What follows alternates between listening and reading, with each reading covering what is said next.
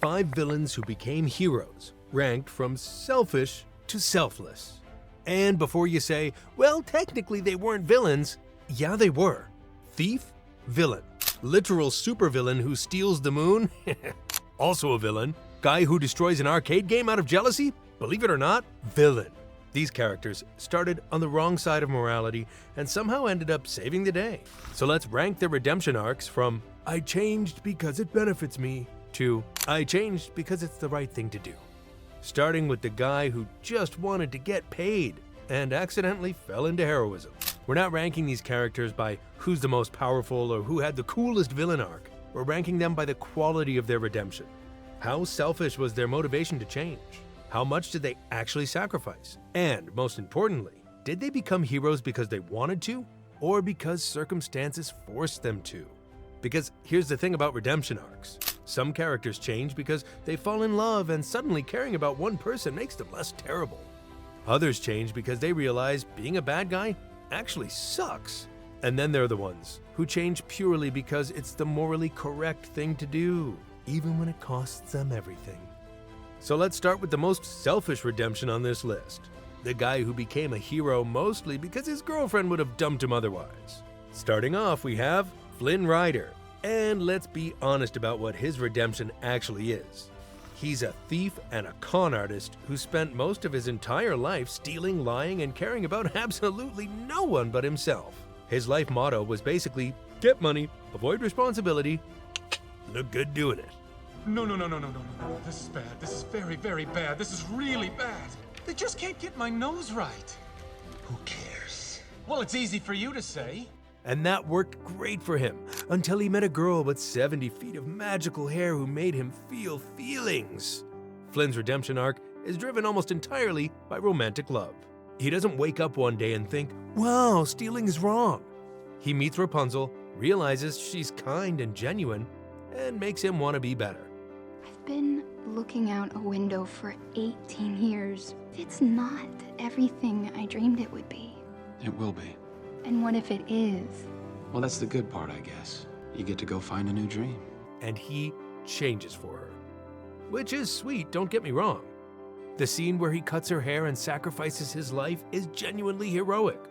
But let's not pretend he would have done that for anyone else. His transformation is about personal growth through love, and that's valid.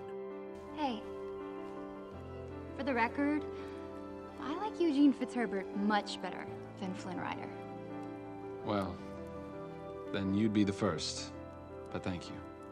But it's also the most selfish form of redemption because the motivation is, I want this person to like me and stay with me.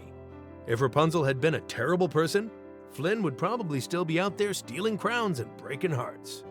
He became a hero because the right person inspired him to be better, not because he independently chose morality. That's why he's lower level. He changed, he became a good person, and he even sacrificed himself. But the catalyst was love, which is the most personal, self-serving motivation for change. Not a bad redemption arc, just the most selfish one on the list. Now let's talk about the guy who changed because he was tired of being hated. Next, we have Wreck-It Ralph, and his redemption arc starts with the most relatable motivation ever. I'm tired of everyone thinking I'm the bad guy. It sure must be nice being the good guy. I don't want to be the bad guy anymore. Ralph isn't evil. He's just programmed to be the villain in his game. And after 30 years of getting thrown off buildings and sleeping in a brick pile while everyone else celebrates Felix, I'm gonna wreck it! They go to their homes, I go to mine, which happens to be... It looks uncomfortable, it's actually fine. he's had enough. So what does Ralph do? He tries to win a medal to prove he's a hero. That's it. That's his motivation. He wants recognition, respect. If you leave your game, stay safe. Hang in there, guys. And maybe a spot at the anniversary party. He's not trying to save the world. He's trying to prove he's not a bad guy, which is understandable. But let's be real, that's still pretty self-centered. But here's where Ralph's arc gets better. When he realizes that Vanellope is a glitch and the entire game will be destroyed if she races, he makes a choice. He destroys her car, breaks her heart, and becomes the bad guy again to save her life. You really are a bad guy. That's sacrifice. That's putting someone else's well-being above your own desires. And then when he learns the truth, he risks his life to save Sugar Rush, even though it means he might die and never get the recognition he wanted. Ralph's redemption is about learning that being a hero isn't about medals or recognition. It's about doing the right thing even when no one's watching. He starts selfish and ends selfless, which is a genuinely great arc. But his initial motivation was still, I want people to like me, which is why he's level 2. He became a hero, but it took him a while to realize heroism isn't about him. Unlike the next guy, who just wanted everyone to leave him alone. Next, we have Shrek. And his redemption arc is about a guy who actively chose isolation and misanthropy as a lifestyle, then slowly realized that maybe, just maybe, having people in your life doesn't completely suck. Shrek isn't a villain in the traditional sense. He doesn't rob banks or destroy cities. But he does terrorize villagers, threatens people with violence, and lives alone in a swamp specifically to avoid human connection. His entire motivation at the start of the movie is, get these fairy tale creatures out of my swamp so I can get back to being alone. What? We were forced to come here. By who? Lord Farquaad. He huffed and he puffed and he signed an eviction notice. All right. Who knows where this... Does anyone else know where to find him? He doesn't rescue Fiona because he's heroic. He rescues her because Lord Farquaad promised to give him his swamp back if he does. All right, Ogre, I'll make you a deal. Go on this quest for me, and I'll give you your swamp back. It's a transaction, a business deal. And he's not even pretending to be noble about it. But then something happens. He talks to Fiona. He laughs with Donkey. He starts to realize that connection, friendship, and love aren't weaknesses. They're what make life worth living. And when Fiona's about to marry Farquaad, Shrek doesn't just walk away and enjoy his swamp. He crashes the wedding, confesses his feelings, and chooses love over isolation. He's not your true love. What do you know about true love? Well, The ogre has fallen in love with the princess. Shrek's redemption is about vulnerability. It's about a guy who built walls around his heart because the world hurt him, and then choosing to tear down those walls because someone made him feel safe. That's powerful. That's real growth. And by the end of the franchise, Shrek becomes a father, a friend, and a leader. He goes from, get out of my swamp, to, I will fight a dragon for my family. He's level 3 because his transformation is about opening his heart, not just changing his behavior. But his initial motivation was still selfish. He just wanted his swamp. The next 2 characters, they went from actual villainy to heroism, and that's a much bigger leap. Then we have Gru, and let's not sugarcoat this. Gru is an actual supervillain. He freezes people for fun, he steals monuments, and his life goal is to steal the moon just to prove he's the greatest villain alive.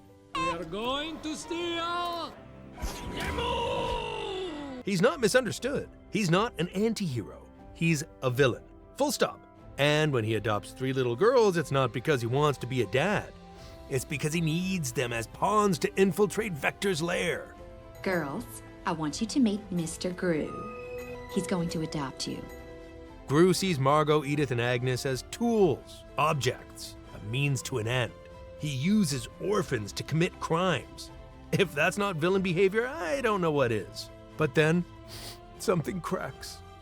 The girls call him Mom by accident, and he doesn't correct them. They perform a ridiculous ballet recital, and he shows up. They ask for a bedtime story, and he reads to them every single night. And when it comes down to choosing between stealing the moon, his lifelong dream, and being at the girls' ballet recital, he chooses the recital. That's the turning point. That's when Gru stops being a villain and starts being a father. And by the end of the movie, he's risking his life to save them from Vector. oh, God! This ends now! Say goodbye to Daddy. Oh. It's okay, Junior. Dad that loves you. Giving up villainy entirely and becoming the kind of dad who throws birthday parties and makes pancakes. Gru's redemption is about found family. It's about a man who never knew love, never had a family, and built his identity around being the best at being bad.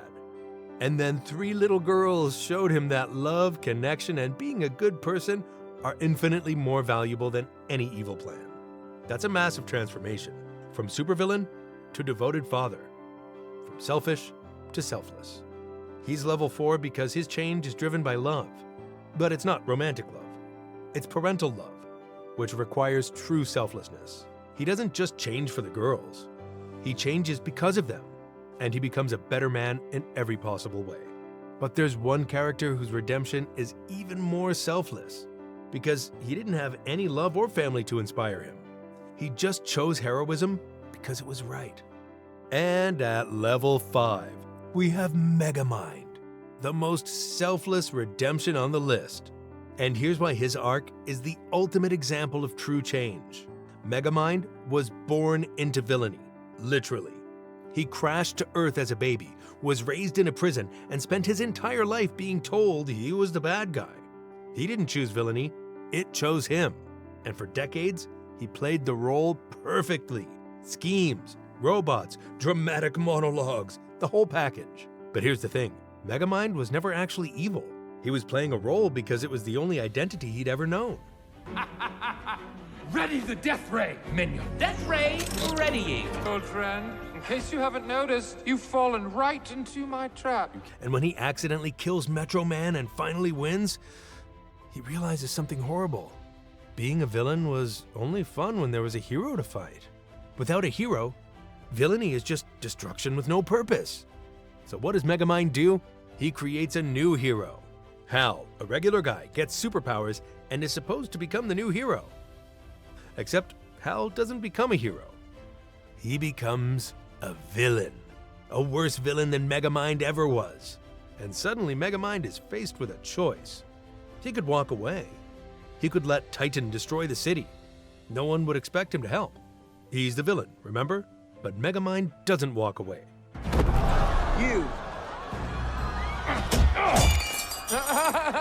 Bet you think it's really funny, huh?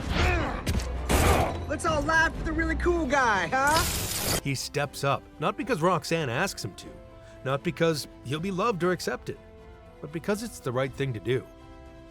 And here's the most important part. When Megamind defeats Titan and saves the city, the citizens don't immediately love him. They're still scared of him. They still see him as the villain. And Megamind accepts that. He doesn't demand recognition or gratitude. He just quietly becomes the defender, protects the city, and proves through his actions that he's changed. Megamind's redemption is the purest form of change because it's not driven by love, family, or personal gain. It's driven by the simple realization that being good is better than being bad. He chooses heroism when no one believes in him, when he has nothing to gain, and when it would be easier to walk away. That's selfless. That's real. Thing about bad guys, they always lose. He doesn't become a hero because someone inspired him. He becomes a hero because he looked at himself, didn't like what he saw, and decided to be better. And that's why he's level 5, because the best redemption arcs aren't about external motivation. They're about internal choice. Megamind chose goodness in a world that never gave him a reason to.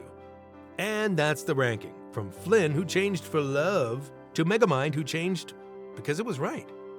All 5 of these characters started as villains, anti-heroes, or morally questionable at best, but they all became heroes in their own way. Some needed love to inspire them, others needed family, and one just needed to look in the mirror and decide to be better. The beauty of redemption arcs is that they remind us that people can change. Not everyone does, but the ones who do, they prove that your past doesn't define your future. You can be selfish and learn to be selfless. You can be isolated and learn to connect. You can be a villain your entire life and still choose to be a hero. So whether you change for love, for family, for acceptance, or just because it's the right thing to do, the point is that you change.